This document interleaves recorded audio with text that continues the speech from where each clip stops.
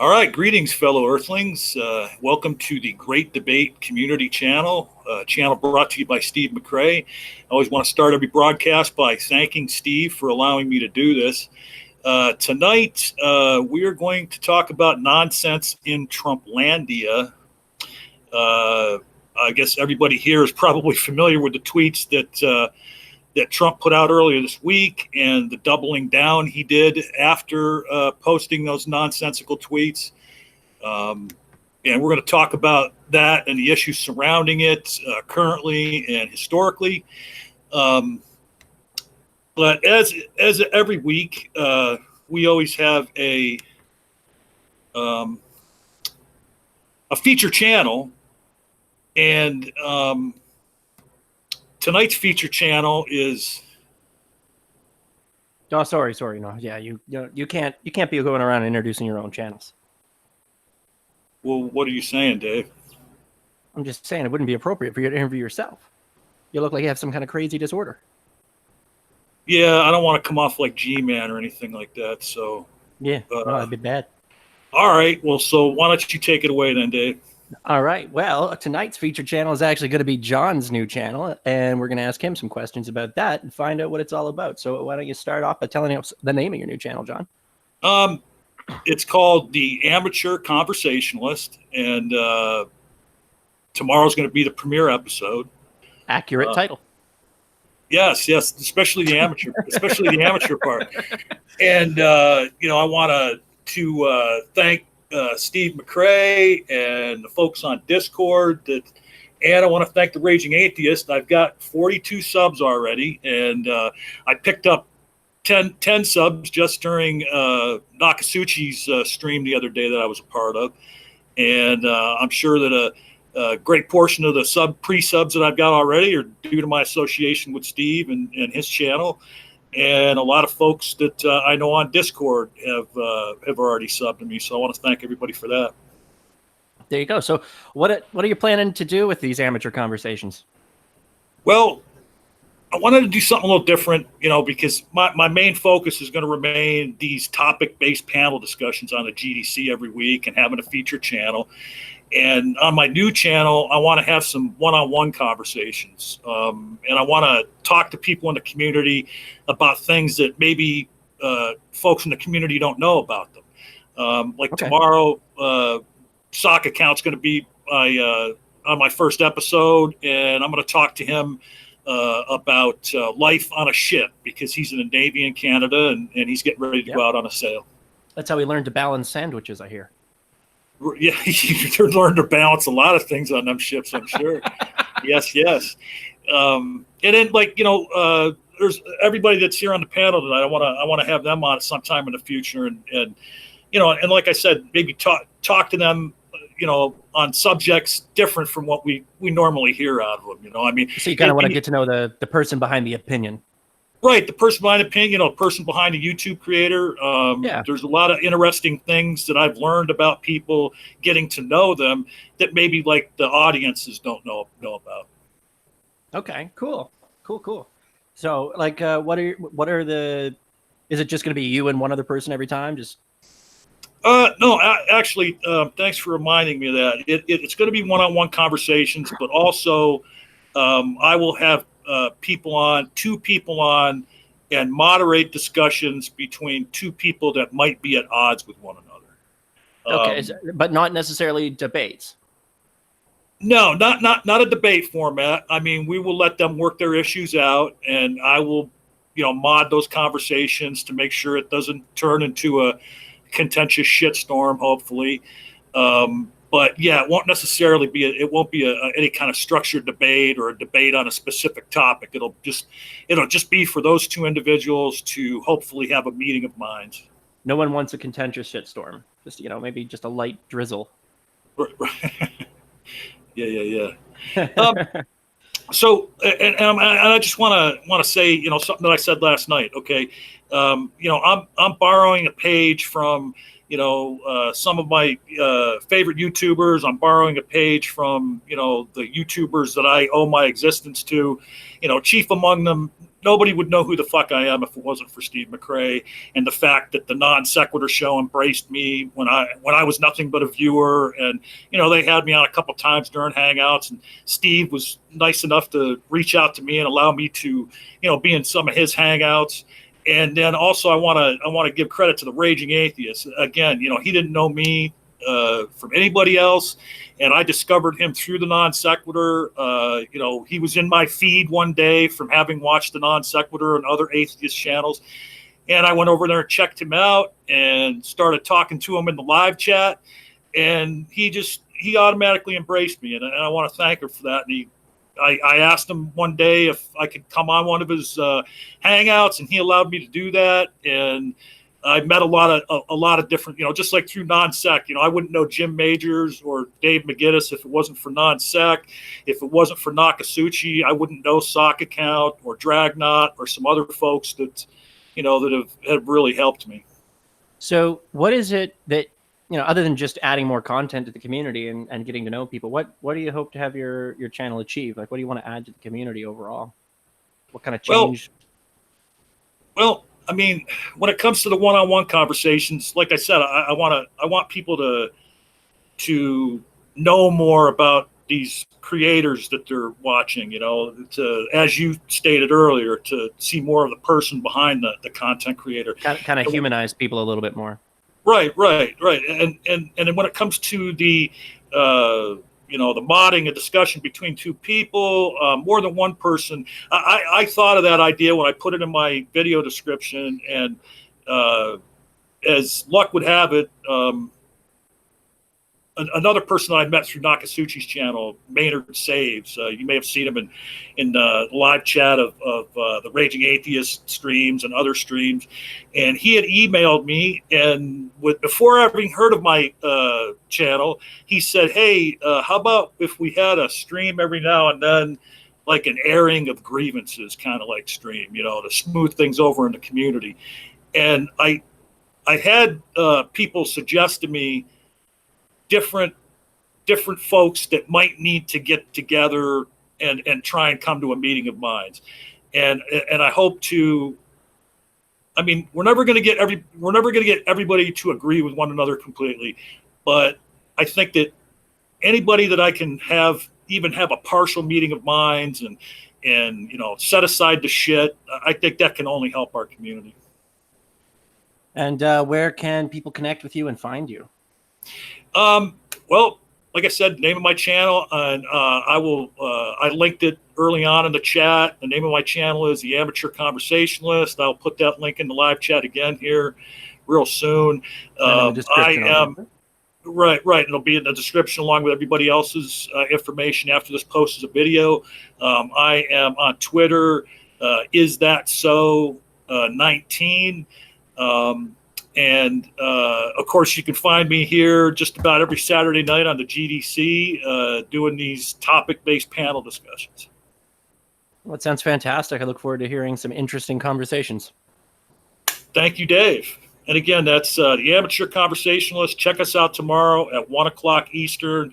Sock Account is going to be the first episode, which I have titled Smoking Coffee and Drinking Cigarettes. So. And I guess with that, we move on to the main topic of the night, why it's nicer to live in Canada than it is in the U.S. right now. Okay. And actually, that could be the title of this, given what's going on. And just real quick, shout out to Jay Pasick for inspiring me with the title of my stream tomorrow, because anytime he has a stream, he always has some odd type title to a stream. So he inspired me to come up with that nonsensical title for mine. So everybody feel free to unmute. We are going to go into our topic discussion here. The Trump dividing line, the politics of polarization. And if anybody that's out there could probably guess what it was that inspired this topic. And just to start things off, I'm going to read the 3-post tweet that Donald Trump tweeted earlier this week. our fearless president, fearless, of course, in quotation marks, air quotes. So interesting to see progressive Democrat congresswomen who originally came from countries whose governments are a complete and total catastrophe. The worst, most corrupt, and inept anywhere in the world. If they even have a functioning government at all, parentheses. Now loudly and viciously telling the people of the United States, the greatest and most powerful nation on earth, nation capitalized, I don't know why, how our government is to be run. Why don't they go back and help fix the totally broken and crime-infested places from which they came? Now, I want to pause there for a quick second because a lot of Trump sycophants were trying to say, well, no, he was just trying to say they should go back to the cities they came from. No, sorry, he was talking about crime-ridden, catastrophe-ridden countries. So I mean, but he did kind of describe the U.S. pretty accurately. And but 3 or 4 of them were born. The 3 or 4 of them were born in America, right, and he's saying, and he's saying that they should go back and fix these places that they came. Okay, 2 points. First of all, he has no business telling any American citizen that they should go anywhere but America when he's telling immigrants that they should fix their own countries before immigrating here. Secondly, the country that they came from is America. America. The fact that he doesn't accept them as Americans just lends credence to the claim that he is racist. Right, and let me just finish this real quick before we comment further. Okay, so he said, go back to the totally broken, crime-infested places from which they came, then come back and show us how it is done. These places need your help badly. You can't leave fast enough. I'm sure that Nancy Pelosi would be very happy to quickly work out free travel arrangements. And the thing that is even scarier than Trump's tweet is if you go through and read the replies to his tweets. Oh, no, never get in the comments, man. Right. I mean, but it's just, some of the replies to his tweet are just, they make me sad, basically. I mean, some of the people that are backing him up, and then like Jim was just talking about, the idea that like Lindsey Graham and the people that are trying to be his apologists, saying Kellyanne Conway, trying to say, well, no, he wasn't trying to tell him to go back to their. Well, look, if you have reading comprehension, there is nothing to be inferred from this other than he was telling Americans they should go back to the country they came from. But which Americans, though? The four Congresswomen, Ocasio, Cortez, the ones that they're calling the crew. Squad. The squad. I'm sorry, the squad. Squad goals. The first thing I want to do is give Dr. Griffith a few minutes to maybe give us some historical context about these type of politics. They've been here since the beginning, since the absolute beginning. The Articles of Confederation, when it was formed just after the end of the Revolutionary War, or the War of Insurrection, failed to outline what needed to be done in the country. And without those really firm guidelines, things went a little south. So that's why our Constitution was changed quite a bit. Of course, that's the genius of James Madison and Alexander Hamilton and John Jay coming in and arguing these points. But it's always been a case of tribalism. It's always been one group against the other. Washington, and I think his second inaugural address, warned about don't form political parties, because he had seen this happen in the English Parliament, the British Parliament. And he was very adamant, do not form parties. But he wasn't able to, because you need those interest groups. And because you need that influence of other people to negotiate your way to passing bills, etc. So the parties kind of just formed naturally. Now, they aren't the same parties that they started out to be. They have changed, morphed, evolved quite a bit. But as far as pure racism, it's always been here. If you look into the letters and the private papers of pretty much every single president and most elected representatives and senators, there's stuff in there that would horrify you. But at the same time, we have never had an unmediated president. Our announcements from presidents have always been mediated through important speeches or tributes to certain things.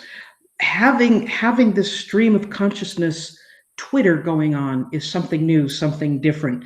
And of course, Trump has grown up believing in the one thing that he's got, which is his own personal charisma.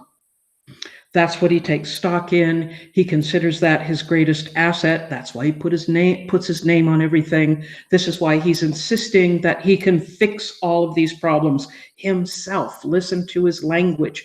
Only he can fix it. Only he can make these things better. Only he can go to North Korea. And I've got this great working relationship with Kim Jong-un. And so when you combine that immense ego with a stream of consciousness that just spews out at 5 a.m.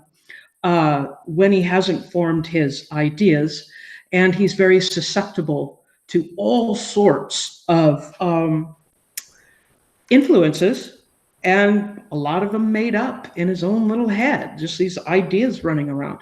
That's what we're seeing that's new. So, Dr. Misha, I have a question on the same thing that you're talking about. Do you think that plays into or is a demonstration of his insecurities that he will not suffer powerful women with any kind of authority? Like the only women that are honorable in his eyes are the ones under his employ. Right. He has no respect for any woman that isn't Kellyanne Conway, or like if they're equal or they can challenge him, he has no respect for them. But if they're subservient, then he respects them. I have read very conflicting reports on that. He still has a great deal of respect for his first wife, Ivanka. However, his second wife, Marla Maples, has kind of been pushed entirely to the margin. And of course, his daughter, Ivanka.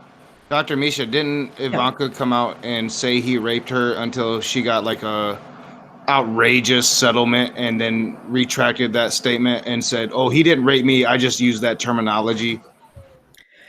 I don't believe half of what I hear in divorce proceedings anyway. She filed a police report. She filed a very detailed police report stating how Donald Trump was very angry that she had mentioned his hair plugs and basically assaulted her, raped her. And then once he gave her like $150 million settlement, something like that, she retracted her statement. I'm not familiar with it, so I'm with that particular story, so I'm not going to comment. I'm not trying to have a gotcha moment with you. I'm just like I am familiar with the statement and the testimony, and I don't think that Ivanka Trump is a fan of Donald Trump outside of his money, honestly. Oh, I think Donald Trump's money is like the joke about the kid who's so ugly they had to tie a pork chop around his neck so the dog would play with him. That's what his money does for him. He's just darn lucky he's got it. Pardon? Yeah, don't use the Trump steak. That dog is not coming. Well, did they use the Trump steak, and did they use a Trump tie to tie the steak around his neck? But anyway. Yeah. Double Windsor steak. I know. I wanted to make a point. I really wanted to make a point. Real quick though. How did he get the ketchup? Like, where do you keep that at?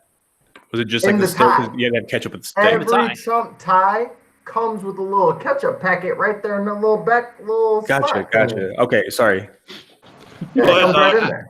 I just really wanted you would to know make this if you had graduated from Trump University. I really want to make a very, very serious point. I mean, because Trump is telling these people to go back to their countries, and one of them is a Michigan representative, and we have Flint here.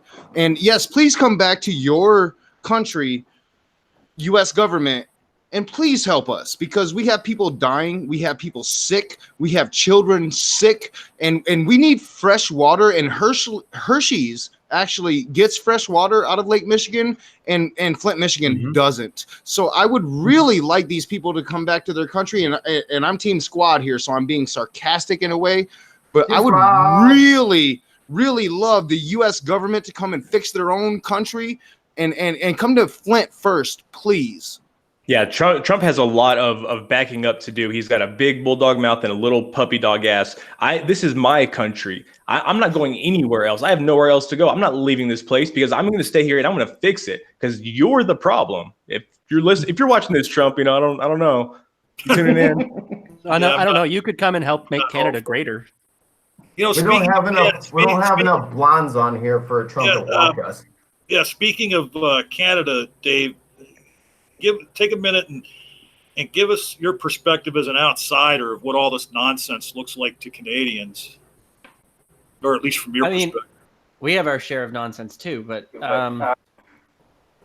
yeah, I mean, the degree of unprofessionalism that has sort of leaked out into every aspect of governmental proceedings since Trump has been elected is shameful to just observe even.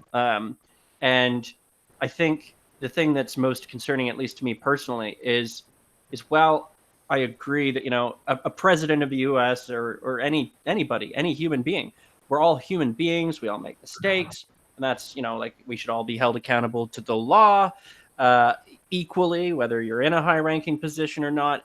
But I think that if you're going to run a country, particularly, a country bigger than Pitcairn, then you probably shouldn't be Donald Trump. It doesn't seem a person who's befitting of that position. I think that there should be higher standards than that. Well, given what Dave said, let me ask the panel, anybody feel free to answer, everybody feel free to answer, but how do you account for all the people that seem to back Trump up and think that he's the most fantastic president we ever had? They're fucking delusional. Oh, okay. They're not. They're thinking that the executive position needs an executive. It doesn't. It's a ceremonial position. It needs someone who understands how to influence people and how to lead, not someone who is going to mix everything up and then come in and save it. I mean, yeah, yep. I myself have been, just was going to say, I myself have always been confused about his slogan that his followers seem to love, "Make America Great Again." I don't recall America slipping from greatness.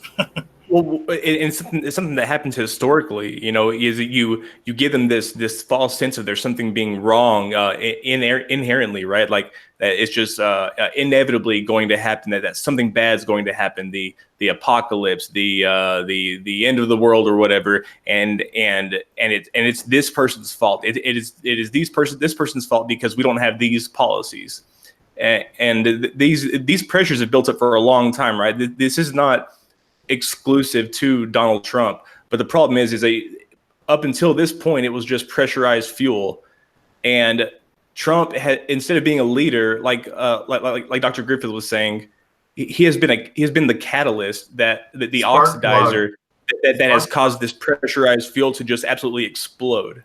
I mean, let me ask this question from an outside perspective. I mean, if all of you were to take a moment and reflect on the history of the United States. Yeah, okay, that's a good point. But I mean, if you were to reflect on the history of the United States as a whole, and you were to imagine what a country would be if it were truly great, is there really ever a point in history where America has been great? I mean, Never. I think that it's been exceptional in certain areas, but I don't know that I would call any country on the planet great at really any point in history. At this, I think that we can do much better. I mean, seriously, like America has an atrocious history. If you think that America was ever great, then you just haven't ever studied American history. And the whole goal is to make America great, to steal Trump's term. But like that's what progressive is. What does it mean to be great? what Yeah, does it mean? we want to make it better. That's what progressives want to do. Right. But the thing is what does Trump mean when he's saying make it great again? Like Well, what he means does that go back mean? to the 1940s when women were making sandwiches, and we can talk about slavery again. That's what he means. No, That's so no, really. Like, hard. I don't think that's where Trump wants to go. But really, I though, honestly think that's where Trump wants to go. He is appealing to that David Duke conservative base, and I think that's where he wants to go. And we've seen it recently with these comments towards the squad. Like he has no qualms appealing to the white nationalist base, and we need to stop being afraid to say it. I don't think I would go. Real Can quick, I chime in real quick? Jim. Yeah. Jim. You were gonna check the chat out. Let me know if there's any questions from the chat, and also let me go, know, Mikey. and also let me know if there's anybody in the chat that is a Trump supporter that we know that is calling out echo chamber, and I mean if there's anybody that we know in the chat that wants to come in and try and defend Trump's side of it, please let me know. And I do want to. Dave wanted to say something. We'll let him in, but after Dave, I'd like to get Puff into the conversation. He hasn't weighed in yet. But go ahead, Dave. I think that probably pertaining to the last thing that was brought up, Mikey probably has a bit to add as well. The only thing I was going to add to what was said is I don't know that Trump would necessarily go so far as to advocate for slavery again, but I think that he's perfectly comfortable with creating enough racial tension and divide that there is sort of an artificial segregation that's occurring between a lot of groups. What I'm saying is he's appealing to a base in North Carolina that I grew up around, and I talked about it last night with Christy Santiago and Gray Skeptic. Like you have that rebel flag with that circle in the middle that says the South will rise again. Mm-hmm. He's appealing to that base, and he knows it. It's not heritage. It's not absolutely. It's not an accident. It's not an accident. By the way, speaking of Christy Santiago and Gray Skeptic, their channel is League of Extraordinary Atheists for Humanism, and go check out their broadcast from last night. The Raging Atheist was on there, and they talked about these issues as well. So if you want a further perspective on this, please go check out their podcast from last night. My question is, if he's trying to make America great again, and everyone in the chat has been saying the 50s, like the 60s, the 40s, so why didn't he leave and go back to where he came from when Obama was in? If he don't like it, he can go back to where he came from. He doesn't have to stay. He can go back.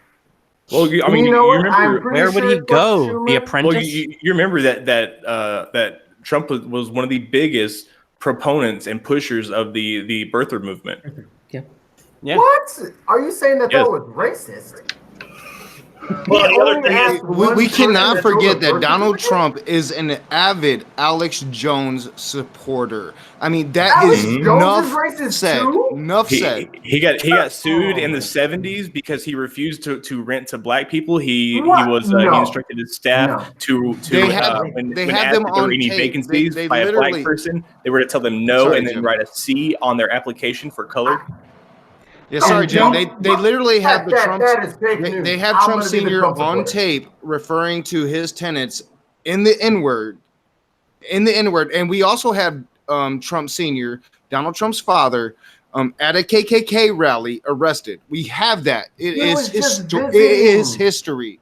All throughout the 80s and 90s, the staff at the Trump Plaza Hotel and Casino, they were ordered to get all the black people off the casino floor whenever the Trumps would come in and into a back room. And in 1992, Trump had to pay a $200,000 fine because he was found guilty of it.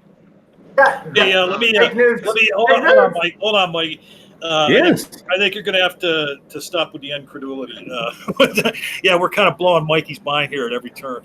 Hey, Puff, go ahead and get in here, man, for a minute. Yeah, Mikey agrees with the Raging Atheist. I'm just saying. I'm a Trump supporter. What the fuck are y'all saying? No, you ain't. No, you ain't. Do you know when he was on The Apprentice, he pitched an idea to the team that they do a season where it was whites versus blacks? Oh wow! I never heard that. What's the problem with that? Go ahead, Puff Muffagus. Go ahead. I keep trying. Anyway, so back to the thing about why people backed him up so heavily with his rhetoric that he's been pushing, and a lot of dog whistling, like open dog whistling, white nationalist rhetoric, things that have happened, you know, that's his repertoire, right? But the reason why people are backing him up, a lot of his supporters, is because you got to think about it, right? Since the civil rights era, we've had a steady push in this country for people to be have to be faced with the things that they do that are racist, right? And it's very hard for someone that's been in a position of power, in a position where things go easy for them, to have to give up the benefits that they constantly use in their life. It's very hard, right? And the thing is that people, when he came, they saw some justification for the way that they feel and the things that they say and the views they have about groups that are unjustified. Whereas for the past 4 or 5 decades in America, there's been a steady push that you have to justify these views, and largely they're almost completely unjustifiable. So that makes it to the point where they have to eventually abandon those views. But it's easier to just say it's this other person's problem because they are inherently flawed than it is to have to say, hey, I've been wrong this whole time because my view of this was flawed and I have to readdress myself. And I'm in a unique position, right? So I'm in an interracial marriage. And since this has happened, right, not only from the, you know, Trump supporters, the white Trump supporters, but also from the other side, my wife from the black community has gotten backlash because there's this growing minority amongst that community that feels that she's quote unquote a race traitor, that somehow she is muddying or washing out her race at the same time that I get from racist Trump supporters the label of spoiled meat. That is a separate conversation for a separate day. Yeah, and I would love to have that conversation with you. Well, no, that's what I'm saying. It speaks to that divide, because that divide has grown so much, and it's become to where people no longer have to justify their views. They just get to express them. They're going off the Reagan thing, which is just keep accusing, because if you're explaining, you're losing.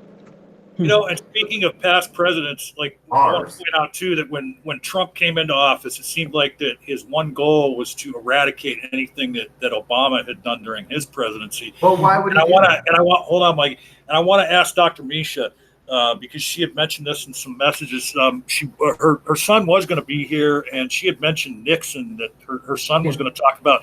Can you talk for a minute or two about the parallels between Trump and Nixon? I think they're really close, except that because Nixon was a trained lawyer, he knew how to attune his speech so that in public he sounded sane and rational. A lot of the research my son has done has been on the tapes. Those tape recordings that were done in the Oval Office with many of the people who had been meeting with Nixon did not know about. Nixon was not the first guy to bug his own office, the first president to do that. But because we have all those tapes, because they were subpoenaed during the Watergate investigation, we heard a side of Nixon on those tapes that he never showed in public, ever. And he was far more the speech in his private moments with his aides was far more inflammatory still than what Trump is doing in public. I mean, Trump seems, if you can believe that, he seems to just rewrite reality as he goes. I mean, just recently when he made these, he had this chant going on at one of his rallies, and then he, the next day says, "Oh well, I was very quick to stop that." But you look at the footage. No. And he sat there. He sat and waited for the crowd to peter out. Well, and when he was soaking it in. It just shows you how ignorant he is of. Sorry, go ahead. The crazy part about that is that there are people who will then follow that narrative as though it's true. Oh no, he tried to stop that. And this just shows how much he's lacking in his understanding of the history of our culture, much less other cultures, right? With even recent cultures, like he's look, not just about what he's doing to this country, but what is he doing to our foreign policy from here on out? I mean, our allies are the ones that he name calls, and then he goes and rubs elbows with Putin and meets up with Kim Jong-un. Yeah, I mean, what does that do for us? Well, and here's something too. I want to tell Dave. I don't know how you snuck into my house and looked at my notes, but one of the notes I had was gaslighting and the chant at that rally, and how he gaslighted afterwards. And Jim just said, what he doesn't understand. But I'll tell you one thing he does understand, and that's propaganda. And like Jim said, absolutely. He put, and like Dave said, and Jim alluded to, like he puts out this narrative, and whether it's true or not, his sycophants believe it as fact. He did not try and stop that chant at all. He let it go as long as it went, and he basked in it. Yeah, he soaked it in. I think you guys are not giving him a fair chance. Yeah, that look that he gave was sheer appreciation. Go back and look at the Leni Riefenstahl's movie Triumph of the Will. Go back and look at footage of Mussolini making speeches. You will find some eerie moments when the crowd is cheering for either of those dictators, and they're standing exactly as Trump was standing, nodding, very powerful. He's not even grinning. They didn't have to grin. They just had to stand there powerfully and nod, just soaked in it. I've done a lot of work on Hitler, and I've watched Trump, and I find similarities. And I'm not trying to say that Trump is Hitler or none of that shit.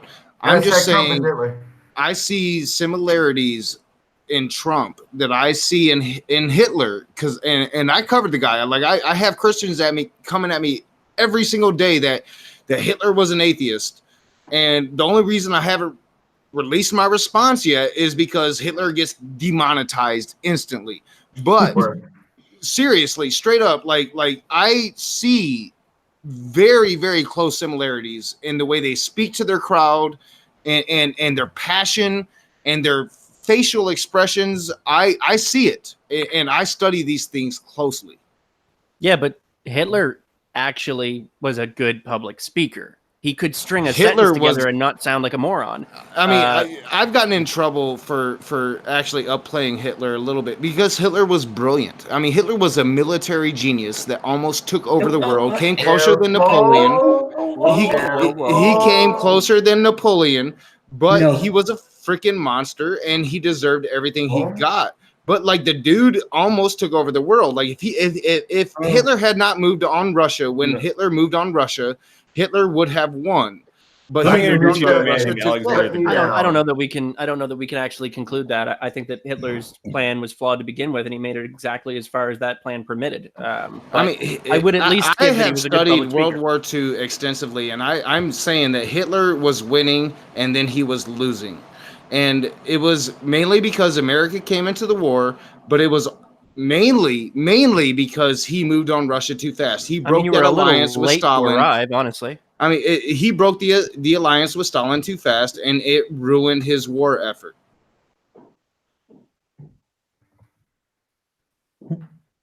I don't know if we should just start dropping Hitler bombs at this point. I'm not talking up Hitler at all. I'm just saying, like you got to be realistic. The dude came closer than Napoleon to taking over the world. I mean, he was atrocious. He was a monster, but like, the dude came close. And if we do not allow ourselves to recognize that, I mean, we have fascism rising here in America right now. Right now, Hitler's legacy is not over. And we can try to say it is, but it isn't. And I deal with them on a daily basis. Now. Nakasuchi, I'll fight you about World War II, but that's a completely different argument. But what I will say is this: we're not seeing the building of fascism. We are seeing the tearing down of liberal democracies. Yeah. Of the idea of one man, one vote. We're seeing the end of individual rights. That's what they're tearing down. That's what Putin's tearing down. That's what Erdogan's tearing down. That's what Orban of Hungary is tearing down. And I agree, Trump and I completely disagree at the same time. I see Putin and I see Trump literally attacking the free world at this point. That's what I'm trying to say. Yeah. Yeah, we've lost all meaning of what it means to be united. In 2001, we really came together, and then we started to fall back off again. And then Obama promised to unite all of us, and he didn't. I mean, I honestly think that when we look back on these years, 2000 and 2010 until 2020, it's going to be a shifting point for America. America is not going to be the same after this. Hey, I was AFK for a minute. Did I hear Dr. Misha say "fight me"? Yes, I did. No. I'm gonna have and I will pay. I am gonna have Dr. Misha on my channel to talk Hitler, because like I get in trouble when because you're supporting Hitler. No, I'm not. I'm just I'm trying to be very real about Hitler, and Hitler came very close to taking over the world. He had submarines off the coast of North Carolina. I learned it in North Carolina history in the 4th grade. I mean, this dude came close, and he messed up. He betrayed Stalin.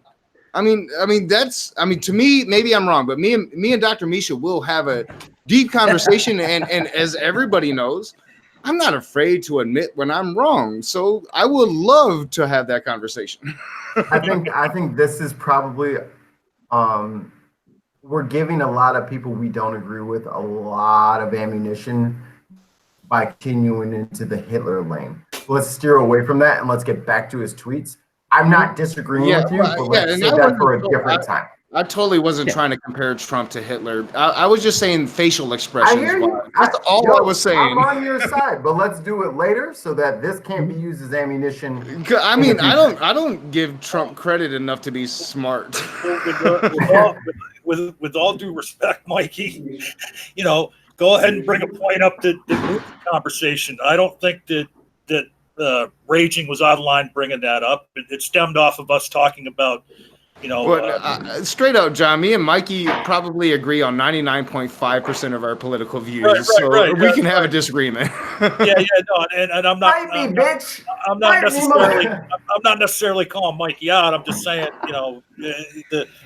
everybody's points are valid in this discussion because it's a far-reaching topic. I wasn't trying to discount the validity of any of the things that he was saying. It's just like. But let's really hone in on the tweets and what we're talking about, because we all know about how how certain leaders of certain countries tend towards historical figures of the past, recent past or distant past. They ain't nothing new under the sun.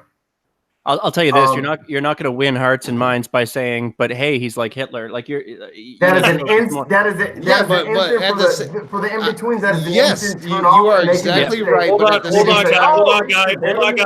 guys. At the same time, if you're afraid to say it, I mean, if he's acting like Hitler, call a spade, and we shouldn't be afraid to say it. I see concentration camps on our southern border, and I do not like seeing brown children locked up in cages. I don't like seeing Mike Pence going down there and looking at cages full of human beings and saying, "Oh, that's no big deal." I don't like it. And we talk about the Germans not saying anything when Hitler came into power, and God damn it, I'm going to say something. Yeah, but how about this? How about instead of saying, "Yeah, but he's doing like Hitler," let's just call out the terrible shit that he's doing and draw attention to that, because those facts, like actually drawing attention to what is actually happening instead of drawing parallels, is going to do more to actually. What is actually happening is we have concentration camps on our southern border. That is happening right now. And if we don't draw comparisons, if we're too cowardly to do so, if we're going to bow down to the right wing, then fuck them. I am not that dude. I don't think that they are concentration camps. I think that they're grossly mismanaged immigrant internment camps, because the purposes of those camps are not the same as what the purposes for concentration camps were, right? The concentration camps were there for the express purpose of locking people up who are subhuman and basically killing them. Are you aware that there have been several Jewish communities that have come forward to support that comparison? No, but I don't think that it's still. I don't think it's an accurate. I think that there are maybe things that they have in common and how terribly they're run, but I don't think the fact of the matter is that it is productive and it is necessary. But at the same time, I don't believe that the same person should be calling them Nazis as the same person who's trying to reach them, right? I believe that it's necessary for both things to happen, but it's not productive for the same person to be doing both things. So play on your strengths. That's all I got to say. And I'm sorry I jumped on you there, Jim. Let's ask the historian in the room. Are there parallels to be drawn between the Nazi concentration camps and the immigrant camps that are along our southern border? The Nazi concentration camps were not the first. Concentration camps were invented by Lord Kitchener in the Boer War at around 1903 to house the wives and children of the Dutch settlers that the British Army was fighting. The Dutch settlers in the Boer War were fighting essentially a guerrilla warfare, and in order to stop them, Lord Kitchener had their wives and children gathered up and put in concentration camps, and that's what they called them. And they weren't labor, but disease ran rampant. They did not feed them well. And it was a very horrifying thing. Concentration camp is a term that specifically means you are taking a population and concentrating it in one area. That some of them under the Nazis became labor camps, and some of them became extermination camps. That's a different article. That is exactly why I'm justified in using the term, because it is concentrated humanity in camps. Well, fair. I retract everything I said. And it's not the first time that it's happened in this country. You might remember back in World War II, Japanese Americans were put in concentration camps. They call them internment, but they were essentially. Regardless of what you call them, it's the same concept. Yeah. Right. Dr. Misha? Well, yeah, okay. The case for the Japanese American situation was very different. The term internment is an actual term used by the Department of Justice when America is officially at war. It is allowed to round up aliens, people who were not born in the United States, who might have some sort of relationship with the governments or with the people we are at war with. That does not include citizens. It's specifically the laws that allowed for internment specifically excluded citizens. What happens in 1942 is that for military necessity, the Roosevelt administration will relocate Japanese American citizens. That they were taken out of their homes and relocated somewhere was not necessarily found to be wrong. However, putting them into camps was found to be wrong. That was violating their rights of habeas corpus. That was found by the Supreme Court case Mitsui ex parte endo. Jerry and I did a whole show on this. And you can find it on our channel. Shameful plug. History unsettled. So, Puff, you keep popping in and out there. Must be the connection. Anything you want to get in and say? Haven't heard from you in a while. Oh, I'm sorry. Yeah, basically,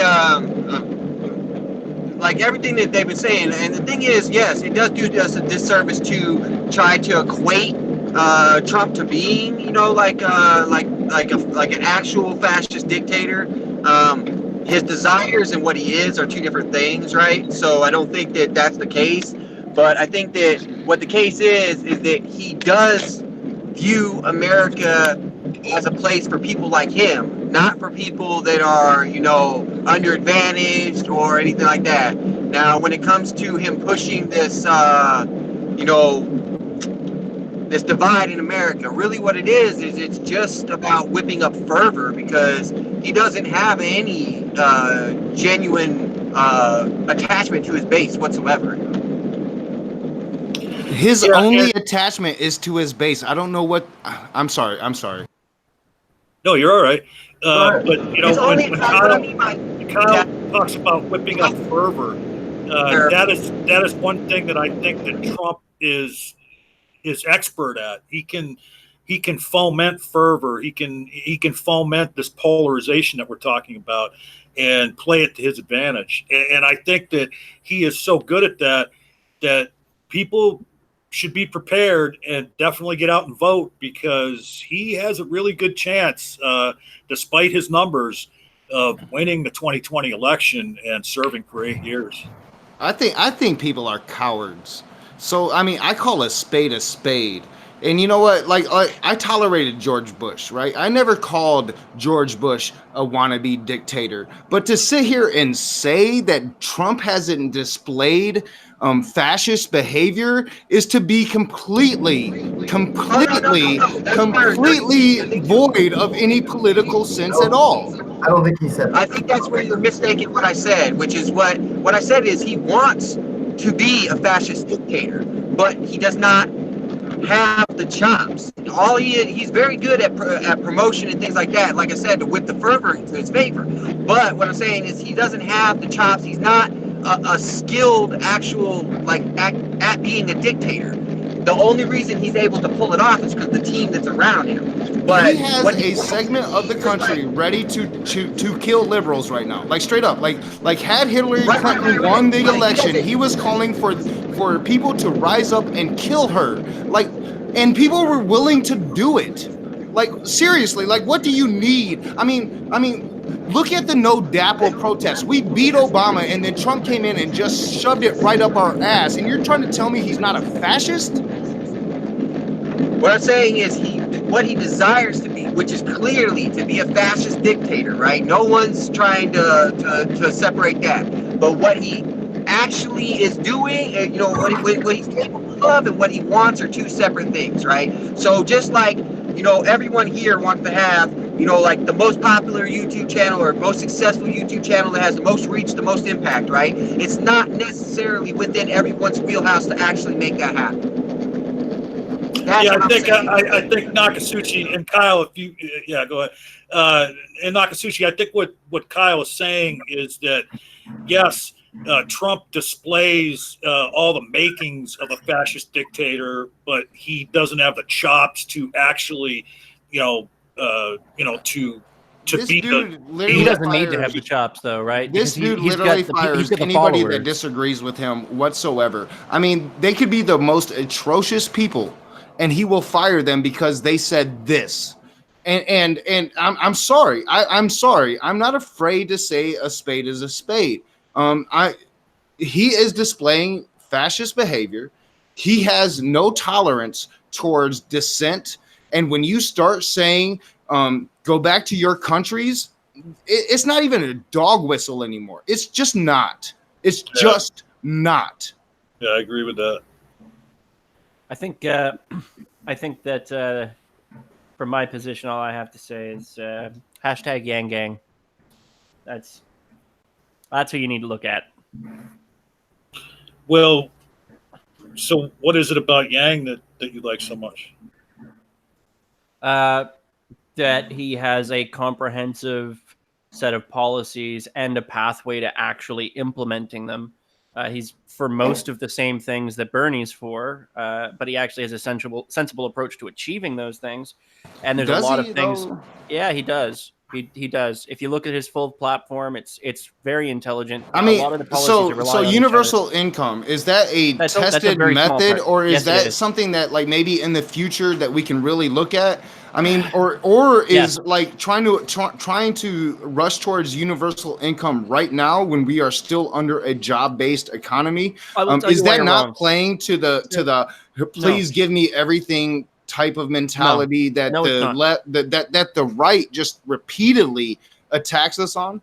No, and I'll tell you why I think it's not, in my opinion. One, the time frame in which having something like a UBI or a mechanism to offset some of the job loss through automation is maybe 10 to 15 years before it starts being a real problem. But it might take 8 years just to get these policies put in place, even if they were passed. right? Because it's going to be very complex to set up the mechanisms for this and to reorder things. So it's something that should be started to be looked at now. All of the top tech Well, people, we're looking at it now, though. Like we're looking at it now. At the beginning of it now. We're looking at it. You're right. It's been tested before. The tests have shown pretty positive in most cases. And he's got some pretty sensible ideas to offset some of Like, the. I am totally for UBI. Don't get me wrong. I am for UBI. I just think it's like 10 years in the future before the conversation starts. Yeah, I disagree because I think that you're going to see some jobs go away a lot quicker than people are going to expect. But it's not just the UBI. Everybody who talks about Andrew Yang focuses on the UBI, and so does he. It's one of his main policy points. But he also wants universal basic. He wants healthcare. He wants ranked choice voting. I'm totally behind that. He wants to do like the democracy Yang. dollars thing. Like he's got a ton of good ideas that are transformative. And the difference between him and some of the other candidates is he's not just focused on fixing some of the problems that are there now, which definitely need to be focused on. He's also focused on future proofing some of the problems that are definitely coming. And when you look at the people who are actually in the business of projections, right? Look at the tech industry with AI, with being able to predict predictive algorithms and behavior, right? You look at Google, you look at like people who are like, Elon Musk, all these top moguls. They're in businesses and they're successful because they're able to predict trends. They're able to predict where we're going pretty well. And all of them are saying that universal basic income is not going to be if or whatever. It's going to be when, right? And if that's the case, then the when should be, we need to plan this stuff now. Let me get in here and ask this question based on what you guys were just talking about. Okay, I want to respond to Dave, John, as soon as you can get to me. Okay, but what I wanted to ask is, and you can respond first, Knock, and get your other point out, is something that Dr. Misha alluded to earlier. Now, does what Dave and Nakasuchi were talking about really matter, given that, like Dr. Misha said, the presidential position is really like a symbolic position, a country cheerleader type position, and isn't it? And it's unfortunate to say this, but isn't it not the policies, but the person who is able to get their message out and whip up their base like Trump did to win the last election? I mean, aren't those the things that make a president instead of these policy issues that really we should be focused on? But unfortunately, that's not what puts a president into office oftentimes. All right, so John, before Dr. Misha responds, let me respond to David, because I think I will address that a little bit, and then she can respond after me. Is that okay? No, that's what I said before I started talking. Yeah, you go ahead and respond first. So first off, I just wanted to say I didn't realize I was arguing with David because I love David. So I just want to put that out there. I hate that guy. But just to speak to it, like my issues with Yang is that I think he's pushing really far left progressive ideals a bit too early. So to me, right now. All right, so if Bernie Sanders doesn't win, I'm going to support Tulsi Gabbard or Elizabeth Warren. I haven't decided yet. And it's because Yang, to me, he's like a newcomer that is trying to push these progressive ideals. And I saw it here in Michigan in this last governor race. And we had a so-called progressive come in here. I can't quite remember his name. But he tried to play these progressive policies to get the vote. I really feel like UBI is still being tested. Some tests have shown that it works, and other tests have shown that it doesn't. And I do think that UBI is our future. I want to get that just right out of the way. I am suspect of Yang because I feel like he is pushing UBI to get votes because UBI isn't quite ready to really seriously talk about we haven't had the test come in. You're right. He's doing exactly what every politician does. He's pushing something to get votes, which is absolutely the strategy you want to do if you intend to win. What I'm more concerned with, and I think what's interesting about Yang's campaign is he's attracting people on the left and the right and libertarians and other people because he's a bit of a different candidate. But outside of the UBI, all of the other policies that he has, ending corporate bidding wars, paid family leave. I agree wholeheartedly. I love his other policies. Control of the cost of prescription. He wants to lock up the people from Purdue Pharma for all of the harm that they've caused because of pharmaceuticals. And he is openly like saying, if we're going to take all that blood money that they have made and lock them the fuck up, and release nonviolent drug offenders. He wants Medicare for all. He wants financial counseling for. There's a ton of other things that he's trying to do. Why should I, David? I don't mean to interrupt you, but why should I, as a Bernie supporter that knows that Bernie has fought for this for 40 years and has stayed consistent, and that right now is the best chance that Bernie Sanders has to actually win, right? Why should I would support a Bernie Yang ticket. I think. I would too. That would be great. I would love if Bernie made Yang his vice president. I will put that out there immediately. He won't though because he's playing a little bit into the social politics. If Bernie gets a VP, he will absolutely go for a woman because of the optics. He will go for Warren. Yeah. I agree. So, I agree 100%. So the thing about Yang that's different than Bernie is kind of this, right? If wishes were fishes, no one would starve. And Bernie has had beautiful wishes for a long time, but they haven't materialized to anything for his entire career. He's fought for it in the face of adversity. He's fought for ideals. He's fought for outcomes, but he doesn't have a pathway or the solutions to get there. He's not willing. He does now. It's the squad, and next go around. So. Trust me, Justice Democrats, we're going to put more in that squad, and Bernie is going to have support. Now is our time, David. Now is our time. Yang is our future. I agree with you. Yang is our future. But then now let's start voting for the future. Then that's what I have. Like that's the thing, right? No, we got to beat Trump now, David. That's my thing. I think Yang has a better chance of doing that. Bernie's not. So here's the thing. Bernie has had a chance to win people over, right? The people who already support Bernie are going to continue to support. I know. I understand he's been alone, but he's not going to win any more really of the conservatives back over than he did last time, right? He's been tested. We know roughly what his numbers are. They're not going to shift too dramatically. If any, he may have lost some support because of some of the accusations and things that people have bought into. But at the end of the day, Yang has the ability to pull, and this is part of what convinced me about Yang. I spoke to some former Trump supporters who are actually still current Trump supporters, right? They still like Donald Trump. They voted for Trump. They thought that Trump was the best choice. And their plan in the next election is to vote for Yang because they think that Yang is the thing that Donald Trump claimed to be. He's an actual businessman that didn't bankrupt all of his companies, that he cares about the people. He wants to put money in people's pockets. He wants sensible tax things. He wants the health care. He wants all of the things. And he's looking to protect a large group of the workers, people who are the truck drivers, people who are in these jobs. He wants a cushion for them so that they're not going to be damaged in the process of transitioning over this next 10-year, 20-year period, whatever this future is that you think that eventually needs to happen. And the fact that he's able to draw in that crowd when he speaks and gain that support is something I don't think Bernie has the ability to do right now with his current policy platform. Let me jump in here. I will say that Dave, you gave me something to think about. I'm going to bow out for a minute, but I'm going to think. All right. No, I just want to jump in here and say that the things that Nakasuchi and Dave have just been talking about, would that all voters considered these issues? I mean, this is what people should be talking about when it comes to elections and when it comes to the people we have to choose from. It should be all about policy, but unfortunately, that is not the reality of the situation.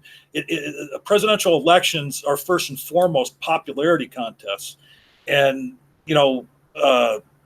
if all voters analyze candidates' policies the way that the two gentlemen that were just talking for the last several minutes did, then we would have much better people in office. But like what I said a few moments ago, like Dr. Misha alluded to, the position is like a symbolic position. I mean, the president has power, but I keep going back to the last election.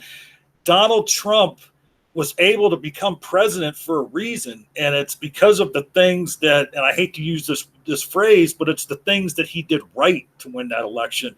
And when I say right, I don't mean that he is righteous in the things he does, but how do we change it so that the people that are voting are talking about the politics and the candidates the way that Dave and the Raging Atheists were just piecing things out? I'm recently back from a costume change because I freaking spilled my drink in my lap live. That's great. One thing that sorry you're to hear about your bad luck, Derry. I'm so sorry about it. So sorry. The one thing that that we're all taking for granted is that everybody else in America cares about politics a third as much as we do, and they don't. They don't care about these things. They see brown girls that are pissing off their president. They're like, what are these brown girls doing? And they get the pitchforks going and torches. They're not us. I'm not saying that I feel like we're above them. I'm just saying they literally don't care. They literally don't care. Hold on, John. How many Trump supporters did you get to come to this because they care so much about policy and politics and the representation of their president?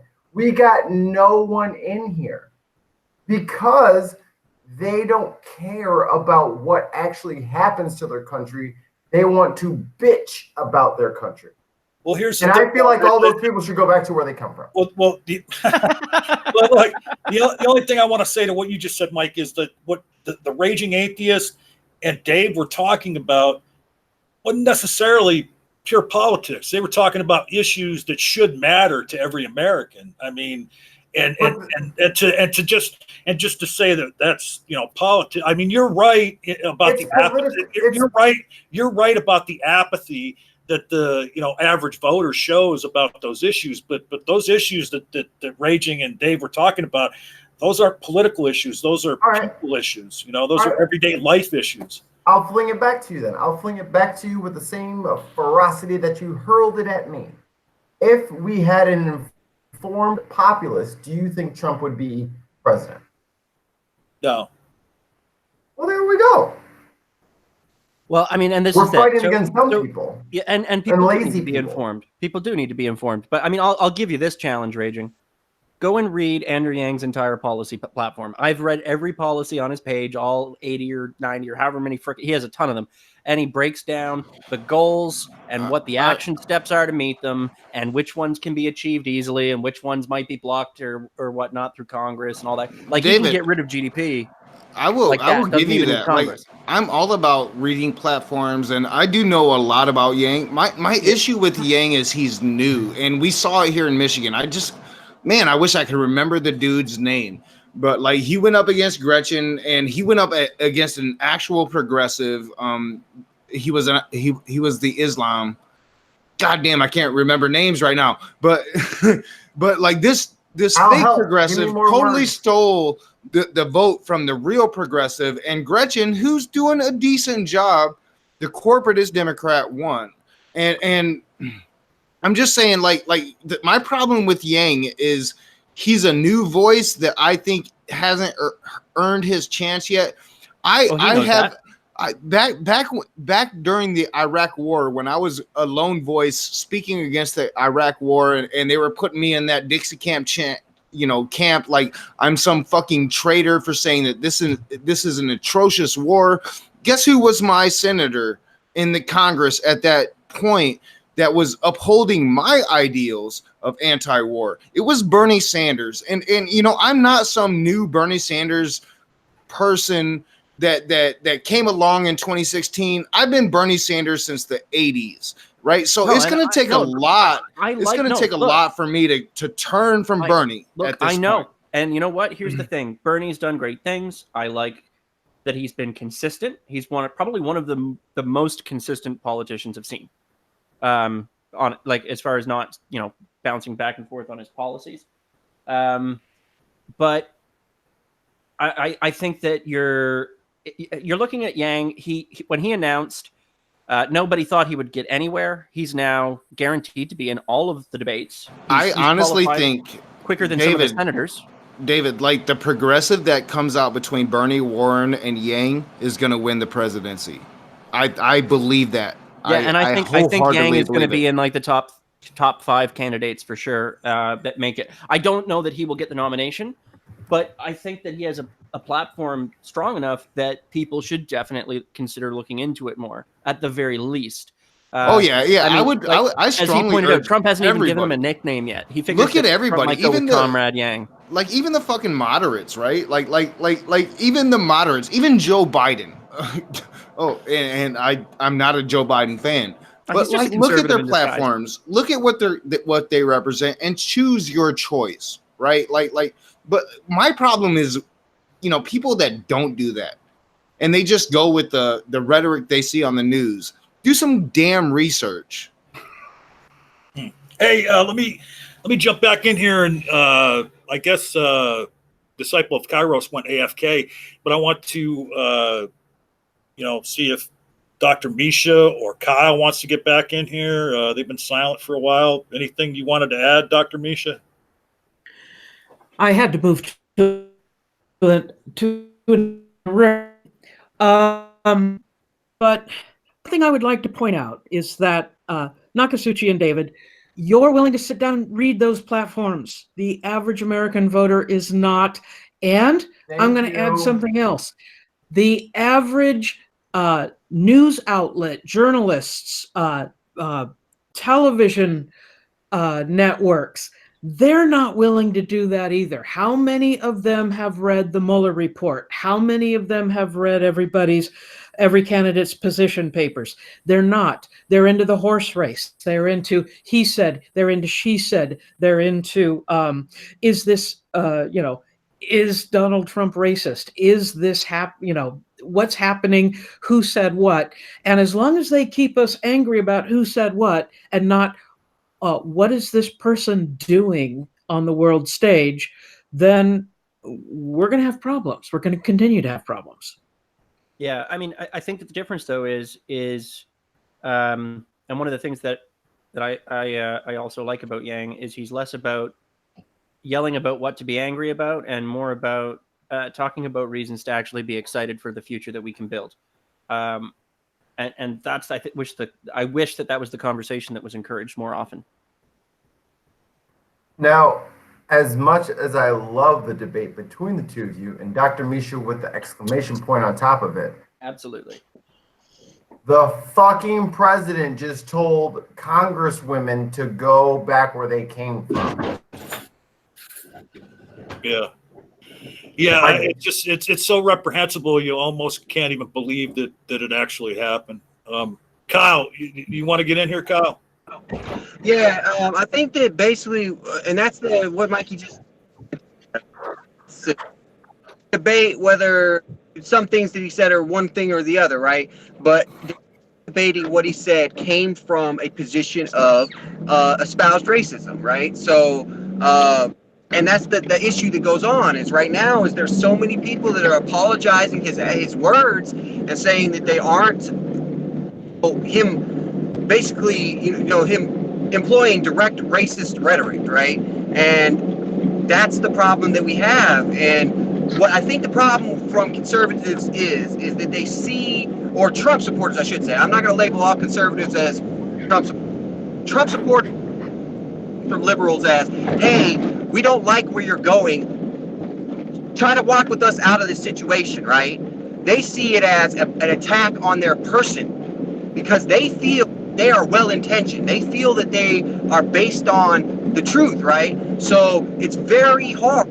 It is just like any other incorrect way of thinking, right? These people are going to have to be exposed repeatedly to counter stimuli that show that they are wrong in their assumptions, their beliefs, and the things that they carry as views on the world. It's hard to do, but we have to rely on people that are extremely well-spoken, like Nakasuchi, David Mcinnis, Dr. Griffin and her husband. They're all very well-spoken, and if we don't platform these people, get them to higher prominence, right, and get their words out, then all we're doing is sitting by the side. And recently I've taken a position that there's no such thing as not racist, right? There's only two positions. There's either racist, supportive racism / supportive racism. Hell yes, I agree with that 100%. Racist and anti-racist. Yes, there's only, if you're not actively being anti-racist, you are supporting racism. If you encounter the president, his rhetoric, and you do not denounce it, you are actively supporting racism in America. That's So the what case. So what does that make? What does that make like people like Lindsey Graham and Kellyanne Conway, who have come out? And, They're direct apologists. All right. So I am actually nuanced on Kellyanne Conway. I like what Dr. Misha is saying here. Don't pull punches. They are openly supporting racism, racist rhetoric, and the progressive or normalization of racism in America. I agree 100%, Kyle.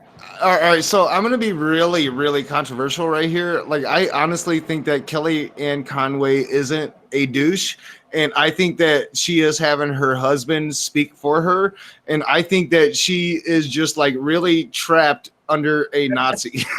My opinion. Not to compare Trump to Hitler again, but yeah, can we not do that again? That is the easiest out for Trump supporters. Yeah. As soon as you couldn't compare to Hitler. I know you have like philosophical and historical backing behind your arguments, but just don't do it without a long. All right, dude, I am going to compare Trump to Hitler until Trump is not president, and I'm not going to apologize for it ever. I'm not saying you should apologize, and I'm not saying you should do it. I'm just saying don't do it at all times, because I'm going to do it every single time I talk of Trump. Trump is Hitler to me. Hold on, Mikey. Hold on. Here's the thing: you have just guaranteed that every time Raging talks to you, he's going to bring it up. Fuck yeah, you have, dude. Like I am the raging atheist. And going back to what Kyle was saying too. About the discussion that went back and forth with Dave and Raging. I want Raging to know I appreciate his passion on this, and I don't want him to think that I'm just trying to get other people in, and I don't want him to. Dude, I need to shut up, John. Yeah, no. And here's the thing. And for those people that don't know, Raging does have another channel called Move Left. It's all about politics, and he's going to have some different videos on there leading up to the election. So go and check his second channel out. Hey, he hasn't invited me onto that channel yet. I don't know why. He's a dick. There's somebody in the chat that might message you, John. Can I just ask a question of the panel? Real we quick, can all chime in one at a time. Yeah, Kyle. Yeah, you can ask that question, but first Dave was trying to tell me something, and I didn't catch what it was. I said there's somebody who might be reaching out to join in from Mexico. They will be messaging you on your Twitter account. Okay. Go ahead, Kyle. So can we get I just wanted to ask the panel, I'm pretty sure we're all on the same page, but is there anyone on the panel that is of the opinion that the things that he said were not intentionally racist? Intentionally. I don't know if he has the optics to think that he's being racist. I think he's straight up racist. I was raising my hand, but I thought we were trying to figure out how to get to the bathroom. But I think what I'm saying is no. So here's the thing, though. Misha Griffith, she caught the question. It's what I'm saying is it's not what it is if it's racist or not. It's his intent, and I do believe his intent is to normalize mainstream active racism in America. So, I disagree. I agree wholeheartedly. I might have a slightly different view, and it's this. I think that he's so disconnected, right? I mean, he's had a life where he's been essentially, he hasn't had to work for anything in his life, really, right? I mean, the guy was born fantastically rich, and they spray his time in the sun on his skin. Yeah. And the thing is I think that the type of racism that he has internalized is so normalized in his own head that I don't even know if he sees it as racist. I think he's convinced himself he's not. I think he speaks directly to the KKK. I honestly do. Let me back y'all up. Since we're talking about race, I'm hopping in this bitch. I'm taking over. Do it. So what you just said, I think there's a certain It's possible. I'm saying that I have experienced a certain portion of the population that is racist without knowing that they are racist. Me too, Mikey. They do it on the assumption of economic factors, of hereditary factors. Like they just feel superior in most situations. They walk into a room, they see what they see, and I feel like I'm in control of this. And he has lived that for 72 fucking years. Mikey, he doesn't know anything different. Mikey, that's what I'm trying to say. Come on, bro. Let me get the whole sentence out. I love you, bro. I'm sorry. Go ahead. I'm gonna be with you. I just really want to like. You got this. Add to your point. Do it. God damn it! I lost my shit. Do it. I just want to say that like I am a white appearing American, and I've literally had white people tell me when I speak of Native American shit that because I have more white blood that I am white, and so my other blood doesn't matter. Like I have literally had that spoken to me, and I'm like, "Fuck you! I am a Native American. I am Nakasuchi, bitch." Yep. You know what I'm saying? And they have literally told me, "No, your Irish blood makes you white." Yeah, I've had the same thing because I'm a good portion Mi'kmaq, and the rest is all fucking Irish and Scottish. And I've had the same thing, and I get annoyed by it too. Is that why Dr. Misha, you seem like you've been trying to get in. Yeah. That's actually I've got it. Sorry, go ahead. Well, I got a couple of comments about the one drop rule. Is that I'm fascinated by David and Nakasuchi saying that they are part Native American and yet they're considered white when almost no one in the United States considered Barack Obama white.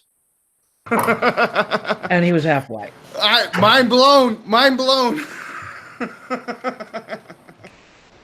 And did you have something else, Dr. Misha? I'm in love with Dr. Misha. Yeah, you're fantastic. I want to bring something positive to this. Thank you, guys. I want to bring something positive to this, if I can. Do you realize how far we've come when all of a sudden calling someone a racist is the most vile thing you can call them? The reaction is happening because people do not want to be called racist. And the fight against calling Trump racist is that they don't want to be called racist. In other words, we've come to the point in America where it's not that we're over racism, it's just that we now see it as something horrific and we don't want to be it and we don't want to see ourselves as it. Very few people take that mantle on themselves. That is a very humanistic approach, Dr. Misha, and I applaud you. So, did we lose Jim Majors? Is he back? I was gonna say he's disappeared. So I got back, but I heard the conversation. I was like, I'm not gonna fucking touch this. Like this is bait. But I'm gonna go ahead and bite. Jim, I touched it, and I struck it. But I'm gonna say, like, Noka, love you, man. David, love you, love all you guys. But it is not about nationality. It's not about what blood you have. It's about how society categorizes you.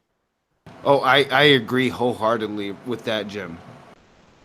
And you are white. To society, you are white. David, to society, you are white. Your Native American blood doesn't mean shit to society and the way that they categorize you. But at the same time, Jim, we got shitty labeling conventions. And this is why I relate to trans people so much, right?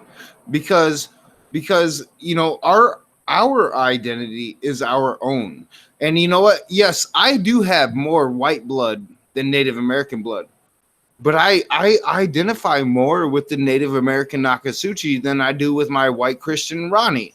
You know what I'm saying? Like, I am Nakasuchi.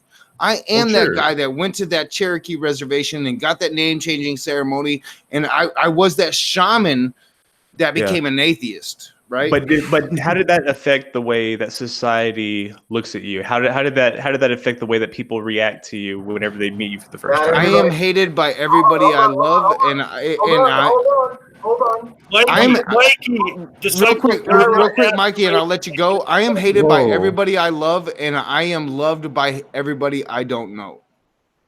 What does that mean? But not everybody can go through a name changing ceremony.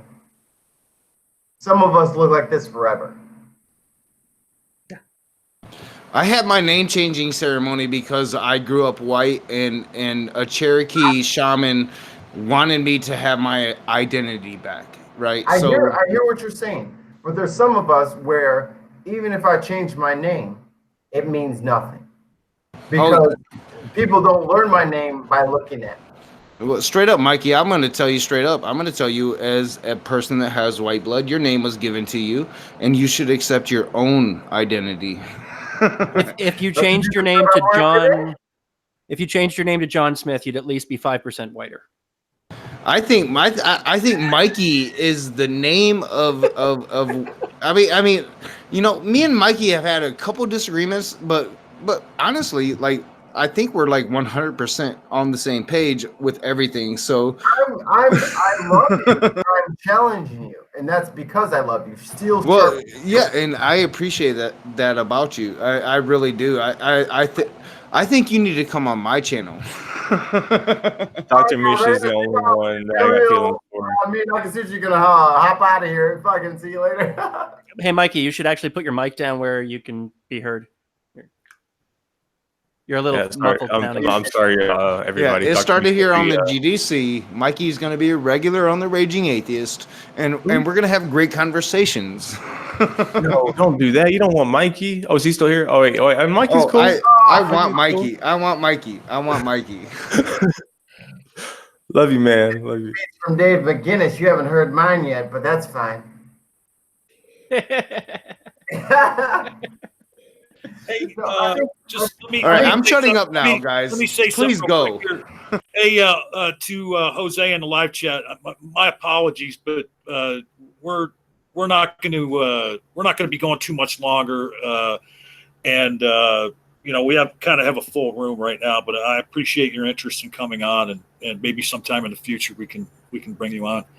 I haven't seen the live chat, John, but Mikey, I got an open channel. Let's do stuff. Yeah, boy, that's really open-ended. Let's do stuff. All the things. Yeah. If you do stuff, do good stuff. Or bad stuff. Hey, and Jim, I'm appealing to my audience at this moment. Me and you are doing Merlin Earl. You are absolutely correct, sir. As soon as you tell me something. Yes, it's happening, and it's happening very soon. I'm glad that you got an opportunity to appeal to like the 3 people that follow you. Yeah. My 3 people, my 3 people, Merlin Earl is coming. David's 2 of them.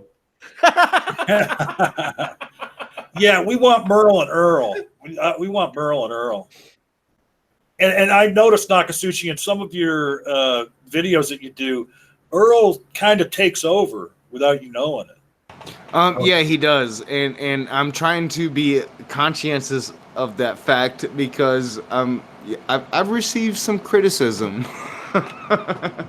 Here's my final question to the panel, and we're going to start wrapping it up. Does Trump win in 2020? No. David.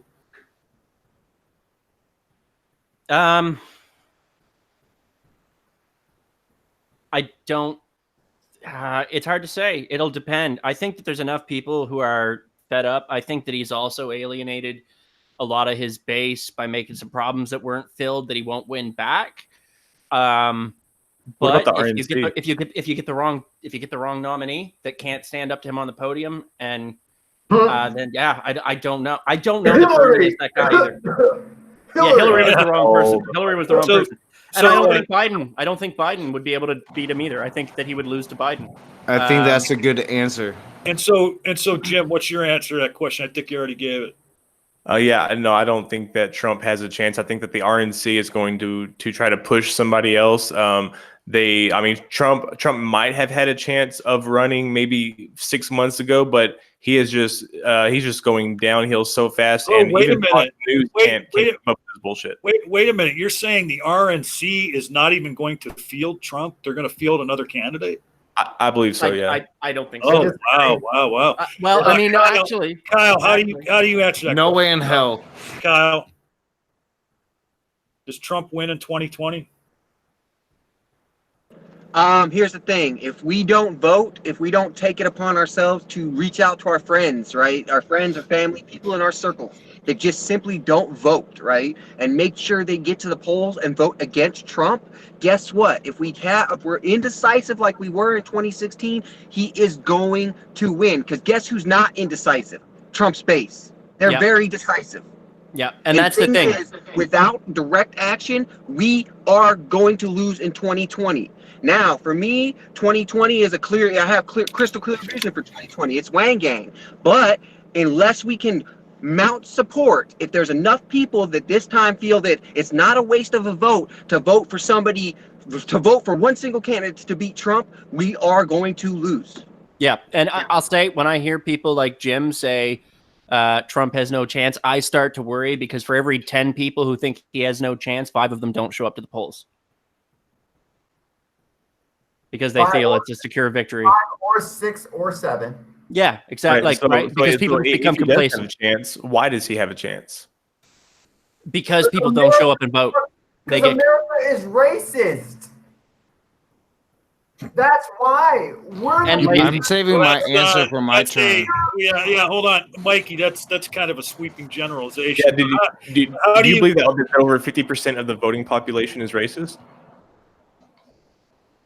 There's 350 million Americans, give or take, right? Mm-hmm. I'm not sure. Okay, let's say that. Okay. Okay, and how many voted for Trump? 62. I don't know. 63 million. Yeah, 63 million. I said 62. Okay, so that's 63 out of 350. Let's say we'll knock off 20 million on either side. Fuck it, 50 million on either side. For too young or too old. What does that mean? Too young. Too old to vote? Too young to vote. No, too old to vote? Yeah, like people too or young. something, yeah. Or Well, he said too young and too old. Because some people are too young and some people are too infirmed, right? Like, and that would account for the I'll tell you what, in every election, people might not be aware of this, in both political parties, there are people, they go and give rides to people that are in old folks' homes. And oftentimes, if they are mentally infirmed, they might be being told who to vote for. That does happen. I mean, matter of fact, and then they put them in the van. Yeah. Right. Okay. But Dr. what are we getting at, though? where were you going, Mikey? Yeah. So with what I was saying, if people like I live in Chicago, but if you travel 30 miles outside of Chicago, everyone, there's Trump flags off of the back of their pickup trucks. Mm-hmm. That's most of America. I've lived in 15 different cities in this fucking country. When you get to major metropolitan areas, you get to Trumpland. You get to Trumplandia. And these people don't give a fuck about what the actual topics and what's actually being discussed. Those goddamn liberals, and the liberals, and then the liberals. So Trump is just the new guy, and he's enforcing a lot of bad habits. But we were talking about the claim of over 50% racism. I'm almost there. Yeah, because you said America is racist. You said America's not even 50% white anymore, is it? Yeah. I actually agree wholeheartedly that America is racist. It doesn't, but through the gerrymandering, it doesn't even matter if more than half. That's a good point. have gone past the areas that I'm trying to allude. It doesn't. They're going to win off of voting Trump's base. Trump's base can win. The only way. But why? Why do you? What do you attribute that to? Do you attribute that to numbers or to gerrymandering or what? God damn it! Can I get to my turn? Oh yeah, sorry, Noko, go ahead.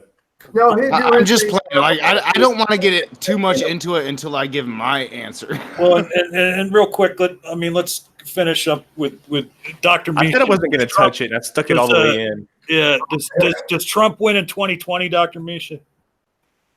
Yes. Nakasuchi? Yeah. Oh, can I play the historical oracle? Oh yeah. Although, Yeah. Go for it. Go for it. It's here. Trump is gonna win in 2020. We are going to find things out in the Jeffrey Epstein trials about his connection with Deutsche Bank and Trump's finances. At some point, someone is going to make Trump's tax returns public. The moment that happens, Trump resigns. Oh I love wow. you, Dr. Misha. But you don't think that's going to happen until after the election? Too late. Oh, no. We can't get it together. No, Trump's going to win because the powers that want him to win are organized and they have no qualms about lying.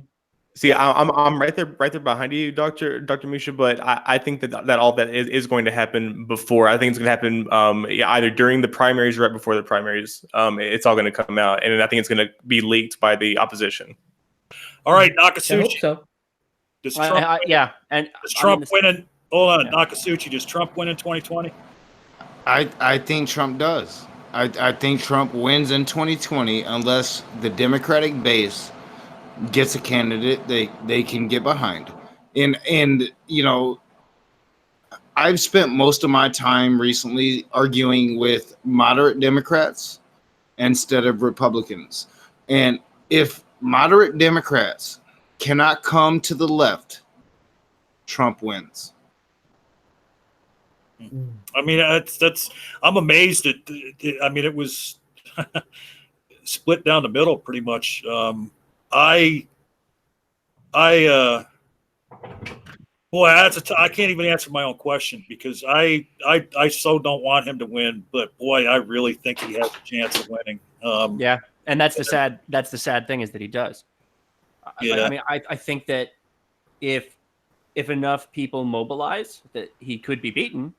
But for the same reason, like, here's the thing: good people look at what Trump has done and say this is so reprehensible that he has no chance of winning, and it leads to this sort of complacence where they figure that everybody's going to come together and do their part for them, and then no one joins in doing their part. Hey, real quick, Dave, sorry to interrupt you, but we have a special surprise guest has just arrived on Dr. Misha's screen. Jerry just came over Misha's shoulder, and I don't know if he wanted to say something or if he was just talking to his wife for a minute. Do you want to say something?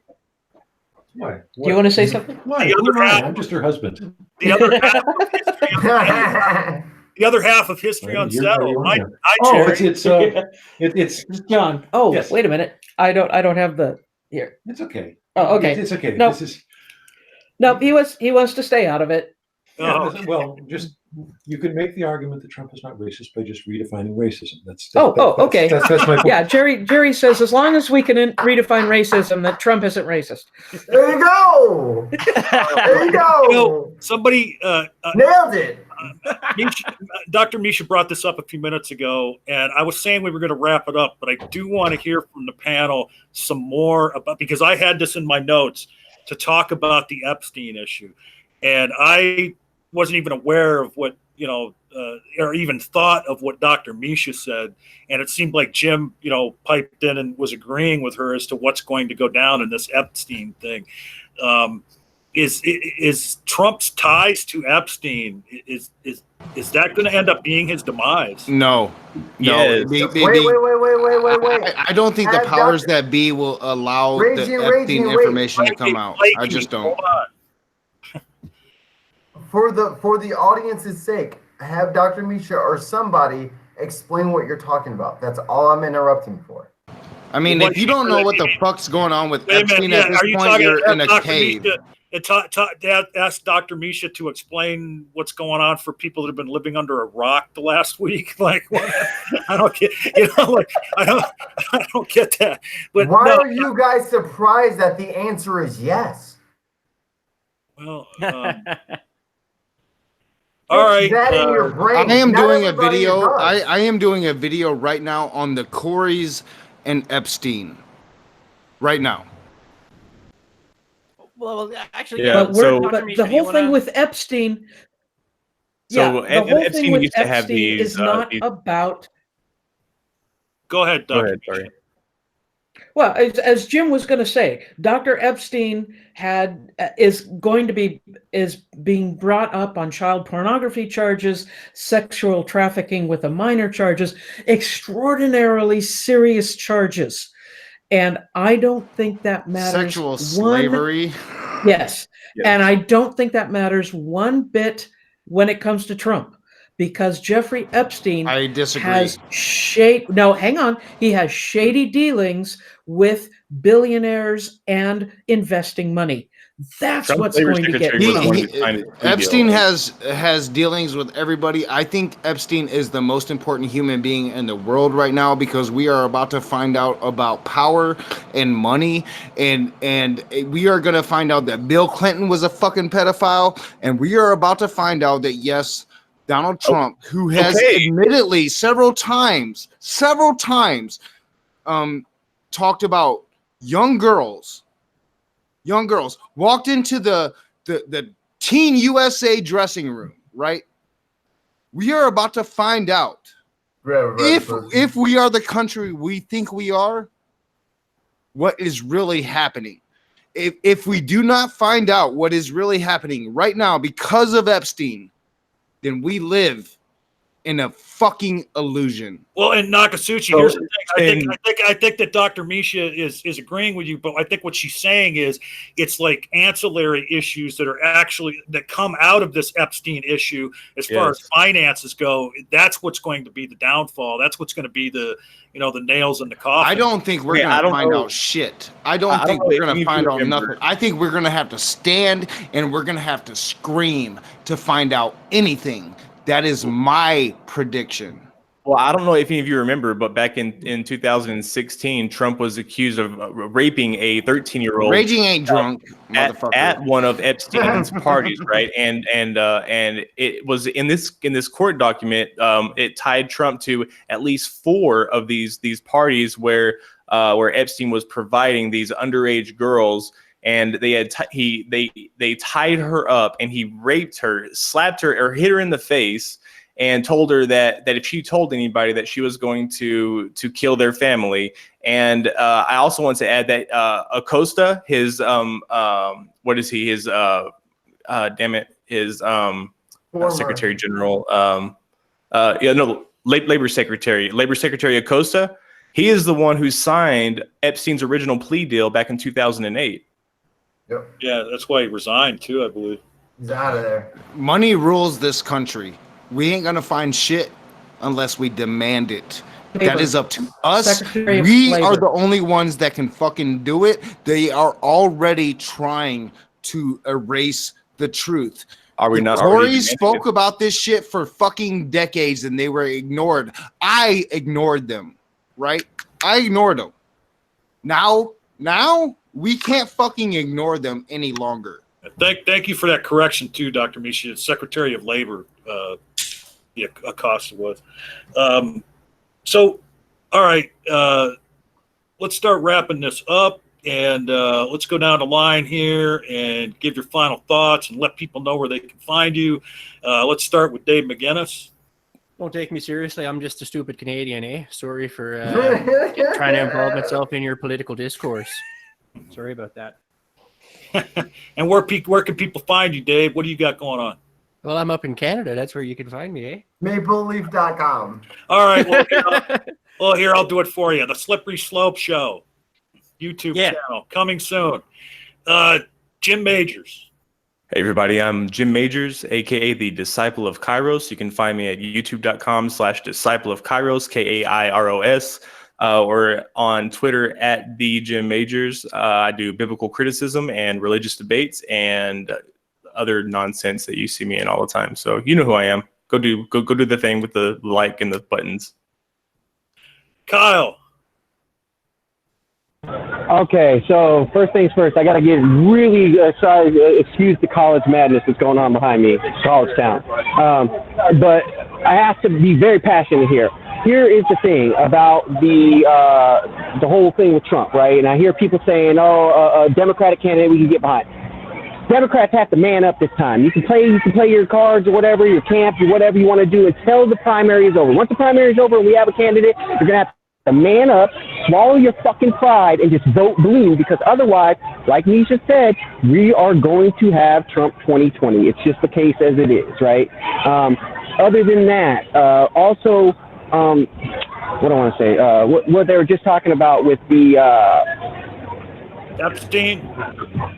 Yeah, with the Epstein thing, right? So the Epstein thing is not going to matter. And I don't think that we're actually ever, like Nazi Susan said, we're not going to ever see Trump's financials. Why? Because when the real word comes through the back channels that they're ready to drop his documents, they're ready to drop all the financial connections between him, Epstein, Deutsche Bank, and all this money that's moving around between him and Russia and the Panama Papers, when that real live threat comes through the back channels, that's when we're going to see him step out, and he's going to resign, because the thing is, he's not worried about anything that's happening. He's worried about his brand and the ability to secure the next deal, the next con move. Because the thing is, when it came out that he ruined private contractors, basically the private contracting industry in New York City for small businesses, that did nothing to him. Why? Because he prevented the financials from coming out.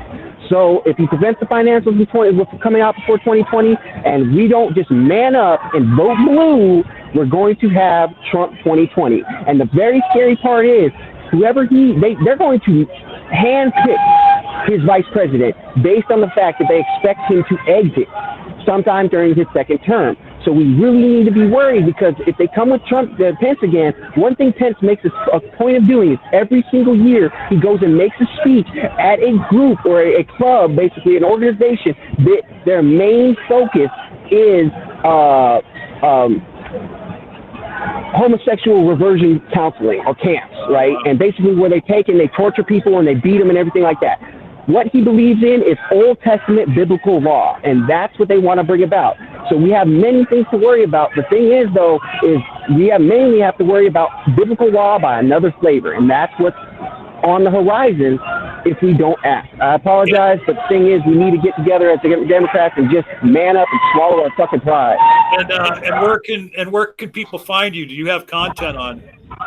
I don't have my channel yet. I'm trying to get one started with James Downard, because basically what it's going to be is politics. We're going to cover politics. We know we're going to be demonetized. People don't like politics, but we're just going to do it. We're going to put it out there. People hate us anyway. We're going to engage in it all the time.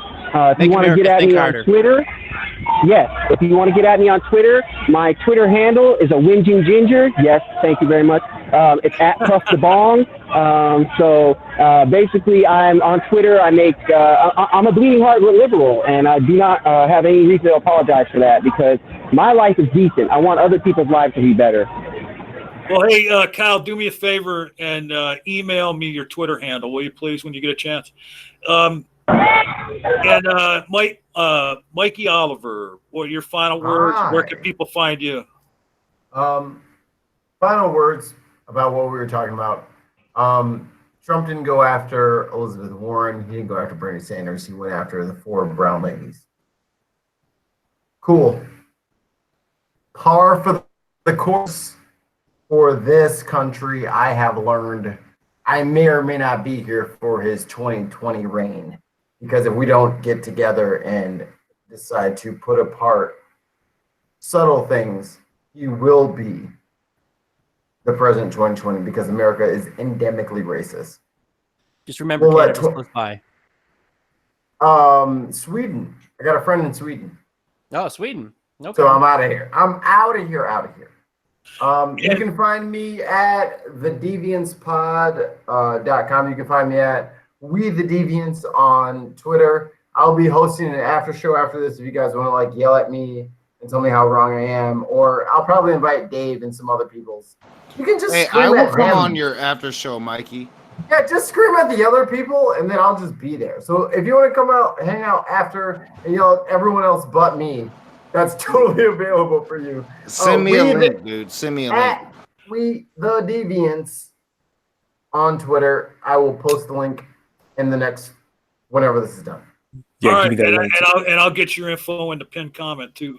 Dr. Misha, your final words, and where can people find you? It has been a real delight being with all of you gentlemen and hearing your opinions, and I've really enjoyed it a lot. I can be found at History Unsettled and at my Twitter handle, 3M Griffith. And I just want to close with the statement, Trump is an opportunist. He will be a racist or not a racist, whatever will benefit him. And that goes the same for his sexual predilections. That goes the same for everything else that he does. What betters Donald Trump? All right. Don't forget that. Dr. Misha, I just want to say that the pleasure was all mine as always. And me too, my pleasure too. All right, and last but not least, the most passionate among us tonight, the raging atheist. Yeah, I am a leftist, and you can find me on the Raging Atheist, where I have conversations. And I just want to say that I think that I am not scared to state my opinions. I'm going to state my opinions, and if I'm wrong, guess what?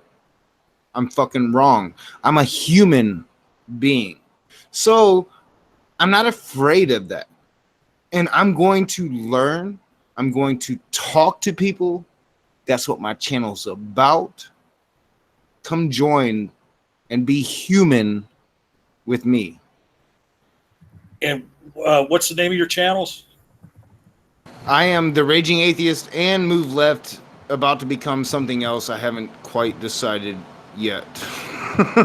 Oh, and I just want to add to something that Naksushi said there about being a human being. Some of my favorite content on his channel is when he does the historical videos and talks about, Native Americans, and he did a video where he talked about a woman that was persecuted as a witch. And I just put out a video today, John. I'm not sure if you've seen it, but I talk about when I was sexually abused as a 4-year-old little boy. And I'm not afraid to share these stories because I think we all need to be human beings together. We have all been abused, and we all are humans. Well, and we need to share it with each other. That's what I think. And to add to what you just said, you just reminded me of like a week or so ago, you put a video out and you shared with us about the day that your mother died, and it emotionally. You saw that. You saw that, man. Oh, man, I love you, John. I mean, it was a very moving video, and I love that about that type of content when you put it out. I love all your content, but I especially love those videos. Thank you, John. Thank you. And I'm John Peterson, and you can just about every Saturday. And Mikey, I'm gonna call you out right now, man. If you interrupt me when I'm closing the show, I'm shutting up right now. I'm turning off.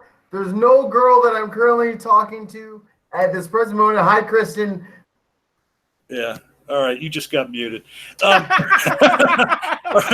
right. So anyway, I'm John Peterson. You can find me.